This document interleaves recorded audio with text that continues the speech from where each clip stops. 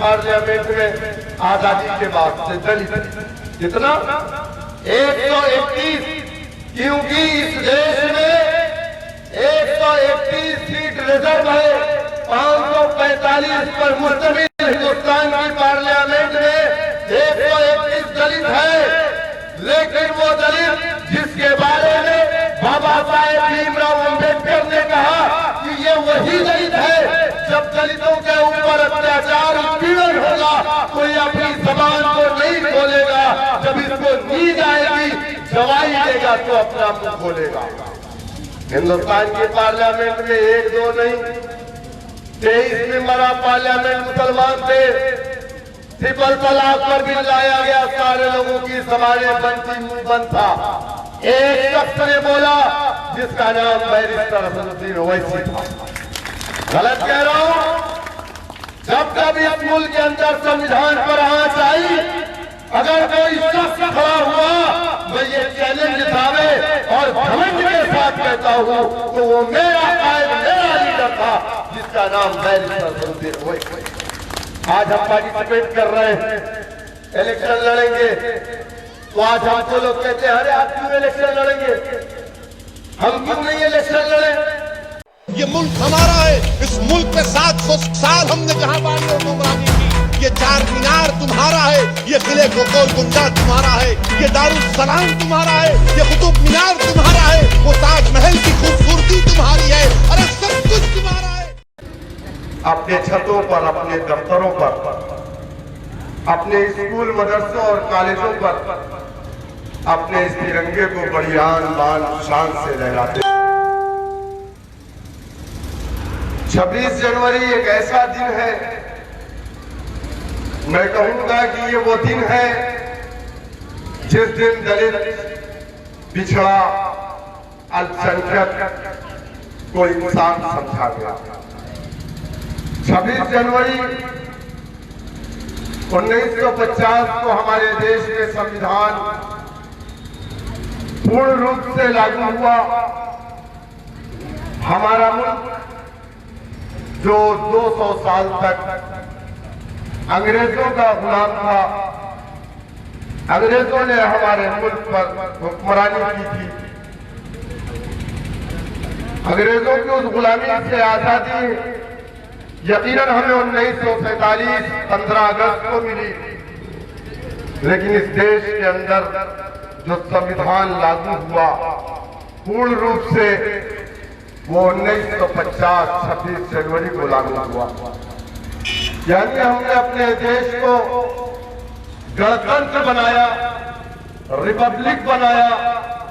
इसके पहले हमारा देश एक मखसूस आर्टिकल के तहत चलता था।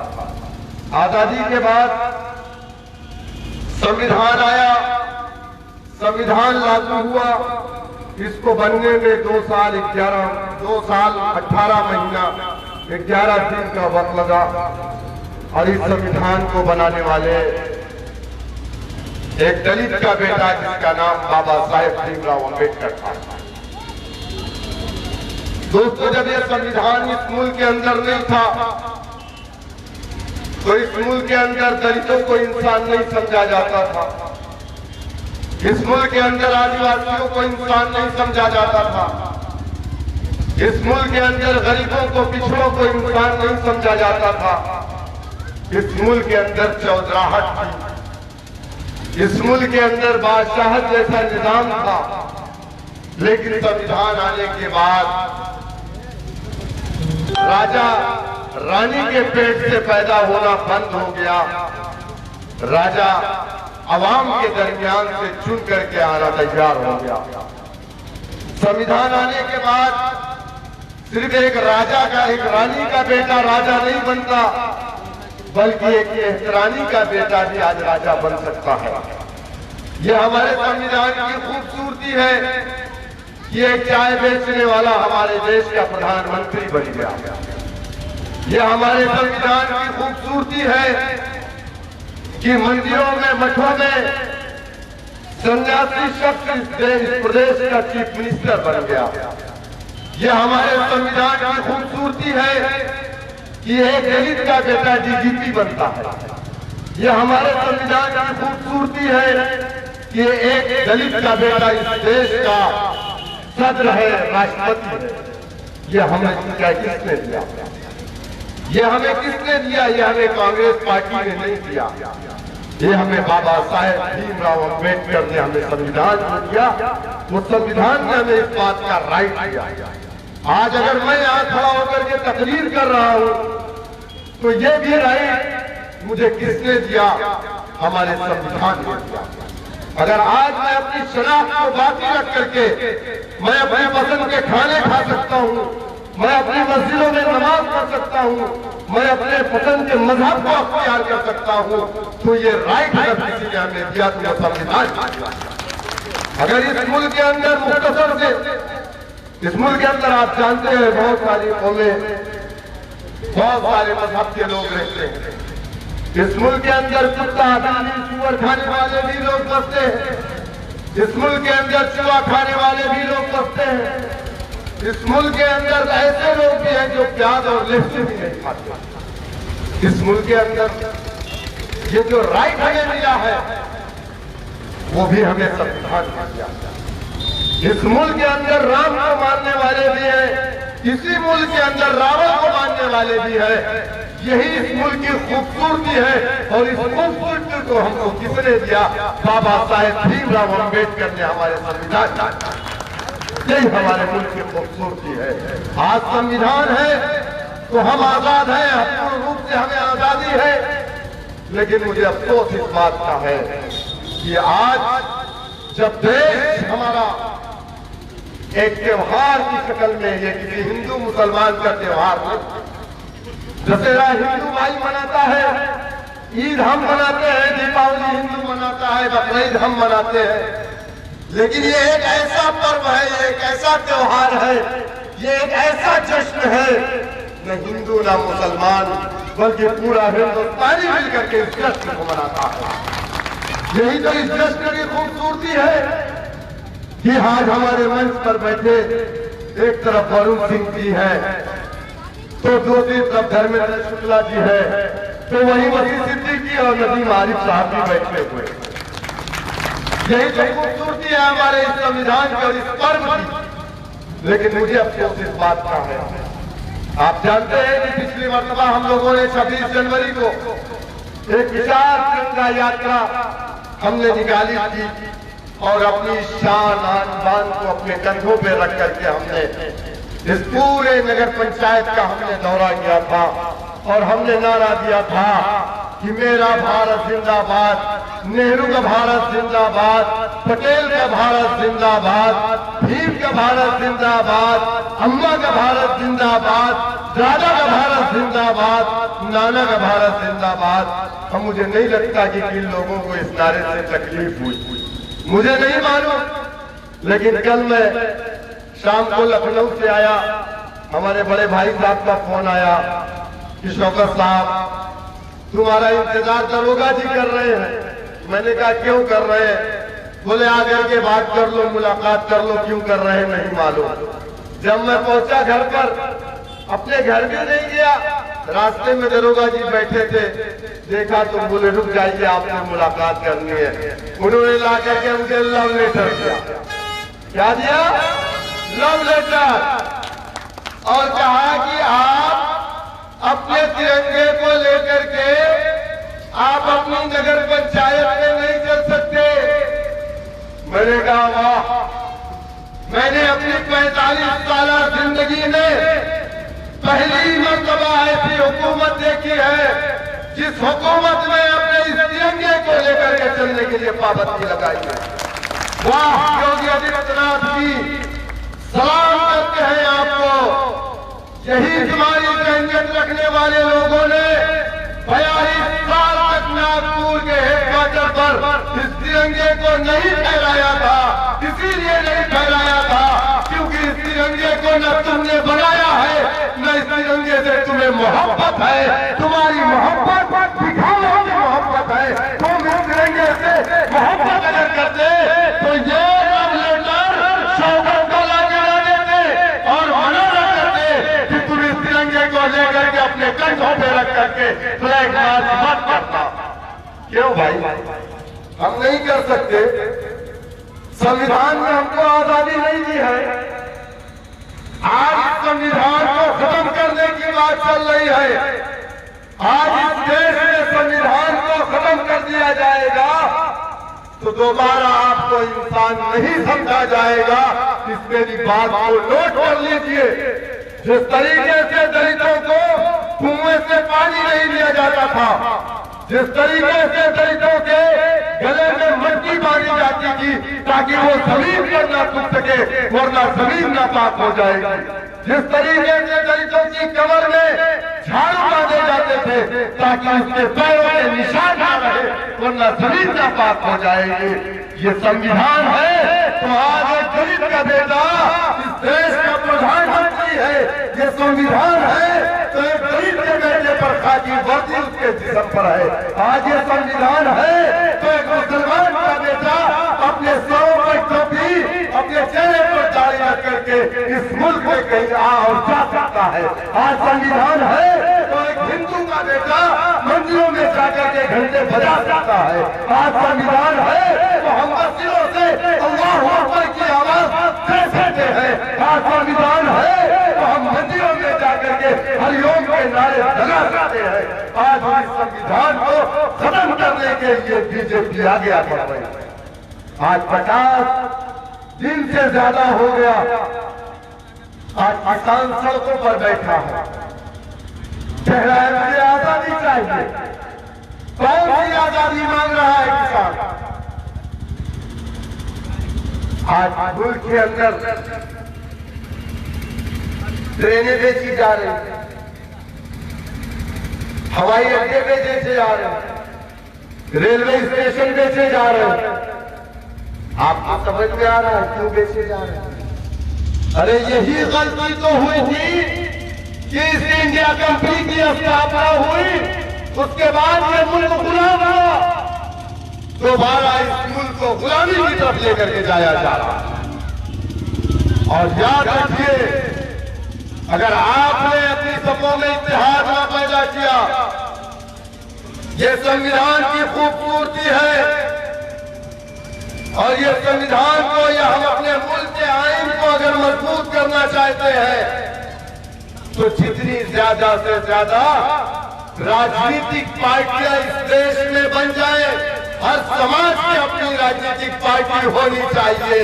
किसी समाज को दूसरी राजनीतिक पार्टियां कभी इंसाफ नहीं दिला सकती। 131 MP हिंदुस्तान की पार्लियामेंट में आजादी के बाद से दलित कितना 131, क्योंकि इस देश में 131 सीट रिजर्व है।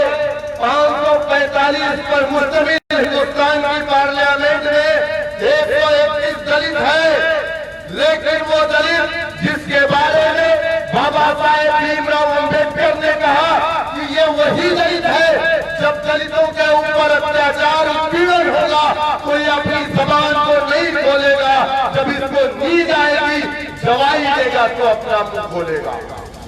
हिंदुस्तान की पार्लियामेंट में 1-2 नहीं 23 मेंबर ऑफ पार्लियामेंट मुसलमान थे।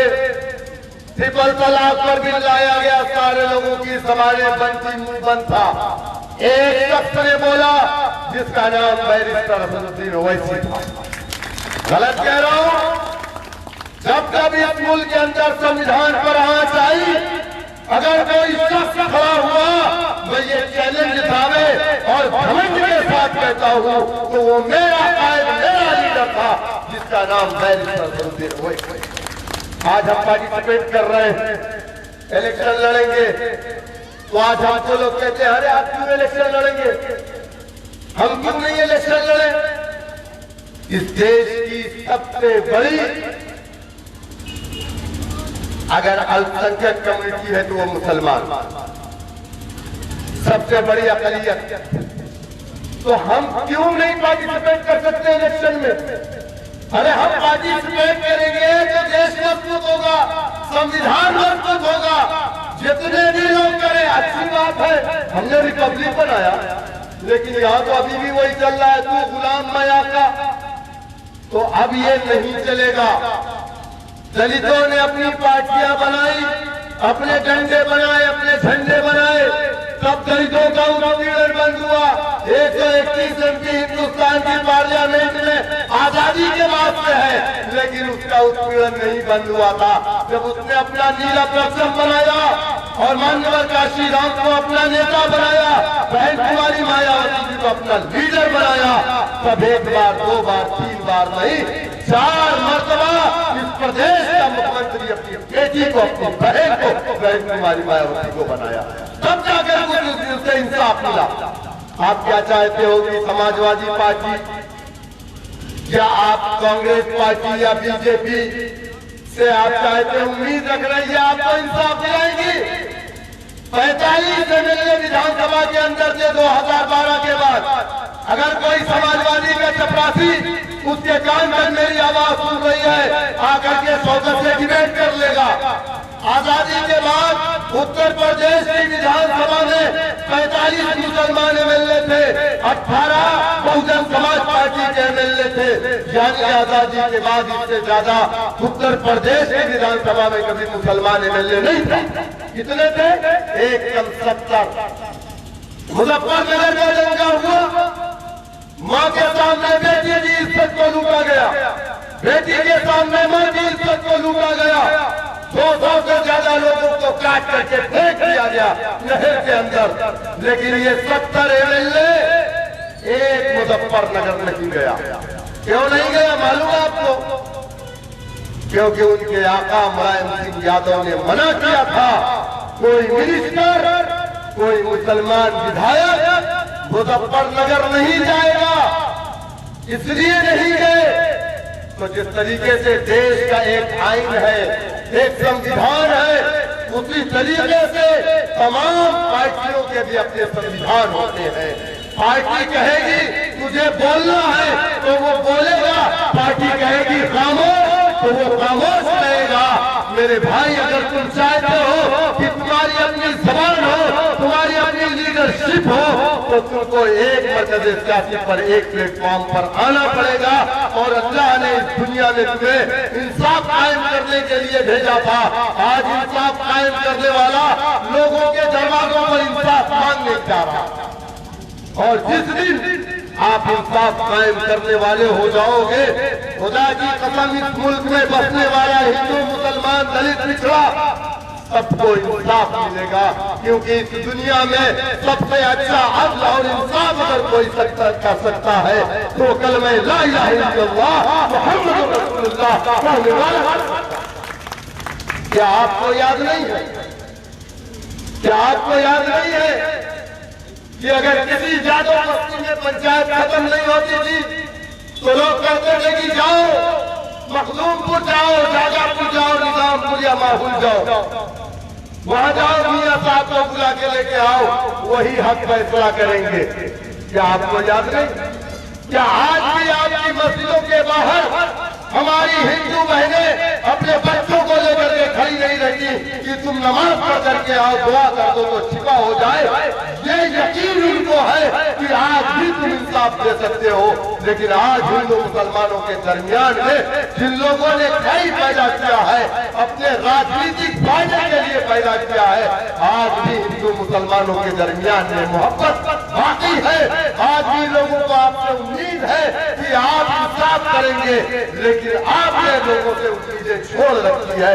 आपने समाजवादी के दरवाजे पे जाकर के इंसाफ मांगा, आपने कांग्रेस के दरवाजे पे जाकर के इंसाफ मांगा, आपने बीएसपी के दरवाजे पे, हत्ता कि आप बीजेपी के पास जा रहे इंसाफ मांगने।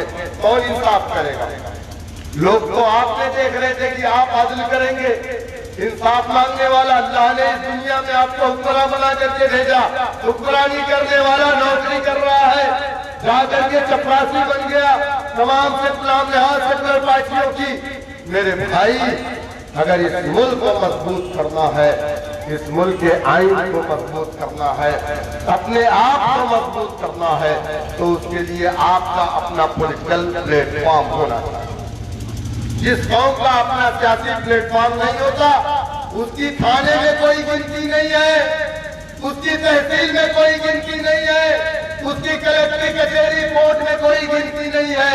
लेकिन जिस कौम ने अपना वजूद कायम किया, वो वजूद कैसे कायम हुआ? जब उसने अपनी पॉलिटिकल पार्टी बनाई तो वो मजबूत हुआ। आज हर थाने में यादव का बेटा है, दलित का बेटा है, लेकिन अगर नहीं है तो वो कलमा ला इलाहा इल्लल्लाह मुहम्मद रसूलुल्लाह पढ़ने वालों का बेटा नहीं है। क्योंकि आपने समाजवादी को वोट देकर के यादव को मजबूत किया। हमें अफसोस नहीं है, हमें फख्र है, अच्छी बात है। यादव पिछड़ा था, उसको उसका हक मिला। आपने बीएसपी को वोट डाला, दलित मजबूत हुआ। हमें खुशी है इस बात की, दलित मजबूत हुआ, उसका उत्पीड़न बंद हुआ, उसको उसका हक मिला। 7% यादव, 11% दलित, 20% मुसलमानों ने वोट डाला। लेकिन अफसोस हमें इस बात का है कि लोगों ने मुसलमानों के साथ इंसाफ नहीं किया। इसलिए Rangra Mishra commission, Kullu commission, Bhopal commission, Sanjay committee कहती मुसलमान इस मुल्क के अंदर दलित से बदतर जिंदगी गुजार रहा है ना? क्यों? क्योंकि आपने कभी पार्टिसिपेट नहीं किया। आज लोग कहते हैं हम बीजेपी के एजेंट है, बीजेपी के एजेंट है। हम बीजेपी के एजेंट है। हमारा वजूद तेलंगाना से, हैदराबाद से, आजादी के बाद से आज तक आंध्रा तेलंगाना में बीजेपी की हुकूमत नहीं बनी। अगर हम बीजेपी के एजेंट हैं, हम तेलंगाना में हुकूमत नहीं बनने दे रहे, तो सपा बसपा कांग्रेसियों तुम भी बीजेपी के एजेंट बन जाओ ताकि उत्तर प्रदेश से बीजेपी का खात्मा। मेरे भाई बात लंबी हो जाएगी। मैं अल्हम्दुलिल्लाह घंटे 2 घंटे आपके दरमियान में तकरीर कर सकता हूँ, लेकिन मेरा घर है, मुझे यहाँ राजनीति नहीं करते। मैं आज सिर्फ इस गणतंत्र पे आपको ये बताना चाह रहा था कि इस मुल्क की खूबसूरती क्या है, संविधान के मायने क्या है। आज संविधान कहाँ है आप बताइए। आज आपके घर में फ्रिज चेक होती है, गोश्त कौन सा है, बड़े का छोटे का, झोला आपका चेक होता, हांडी आपकी चेक होती। क्यों? कभी सोचा आपने? सोचिएगा घर में जाकर के। जिस दलित के कमर में झाड़ू बांधा जाता था, हिम्मत नहीं है उसके घर में जाके हांडी चेक करे। जिसने 832 साल हुकूमत की इस मुल्क के अंदर, उसके घर में हांडी चेक हो रही, उसकी फ्रिज चेक हो रही, उसकी लीची हो रही, डंडे से पत्थर से कूद के मार दिया जा रहा है। आज पानी महंगा है, मुसलमानों का खून सस्ता। क्यों? कभी सोचा आपने? क्योंकि आपने कभी अपने आप को मजबूत नहीं किया। आप जिस दिन अपने आप को मजबूत करेंगे, ये देश मजबूत होगा। अपने आप को मजबूत करिए, मुल्क को मजबूत करिए, जश्न मनाइए, मिठाइयाँ बांटिए। इस तिरंगे को हमने बनाया था, इस तिरंगे के लिए हमने अपनी जान माल का नजराना पेश किया था। तारीख शाहिद है, मुरादाबाद से लेकर के सामने तक उलमा इकराम की गर्दनों को काट करके लटकाया था अंग्रेजों ने। तारीख शाहिद है, अंग्रेजों के खिलाफ इस मुल्क में जिहाद का फतवा हमारे मदरसों ने दिया था, जिस मदरसे पे आज सीसीटीवी कैमरे रखे। सरकार कहती है फोटोग्राफी चाहिए। हम पर आज शक किया जा रहा है। आज हमसे जिन्ना इस मुल्क से जा रहा था, उसने कहा मुसलमानों तुम इस मुल्क में रुक जाओगे, पूरी जिंदगी तुमको ये बताना पड़ेगा कि तुम इस मुल्क के वफादार हो या गद्दार हो। तो कहीं ना कहीं जिन्ना की बात सच हो गई। उसने जो कहा था, मौलाना अबुल कलाम आजाद ने सीढ़ियों में जामा मस्जिद में खड़े होकर के कहा, मुसलमानों तुम हिजरत के मुकद्दस नाम पर फरारी की जिंदगी काटोगे, मत जाओ इस मुल्क को छोड़ करके। जामा मस्जिद की सीढ़ियां तुम्हें आवाज दे रही, कुतुब मीनार की बुलंदी तुम्हें आवाज दे रही, ताजमहल की खूबसूरती तुम्हें आवाज दे रही, कासिम नानोतने की सरजमीन तुम्हें आवाज दे रही। मुसलमान रुके नहीं गए, जिन्ना के मानने वाले चले गए, लेकिन अबुल कलाम आजाद को मानने वाले, गांधी को मानने वाले, नेहरू को मानने वाले, बाबा साहेब को मानने वाले इस मुल्क में रह गए। तो आज हमसे कहा जा रहा है सर्टिफिकेट दो, यही ना? आज हमसे सर्टिफिकेट मांगा जा रहा है। हम किसी को कोई सर्टिफिकेट नहीं, ना कांग्रेस, ना समाजवादी, ना कांग्रेस, ना बीजेपी को हम कोई सर्टिफिकेट। जिसको सर्टिफिकेट चाहिए आए मेरे जूती के नीचे सर्टिफिकेट। हम किसी को नहीं दिखाएंगे। हमें बताना नहीं है, तारीख को पढ़ लीजिए हमारी क्या तारीख है, हमारा क्या योगदान रहा इस मुल्क की आजादी के लिए, जंग आजादी में हमने जो कुर्बानियां दी।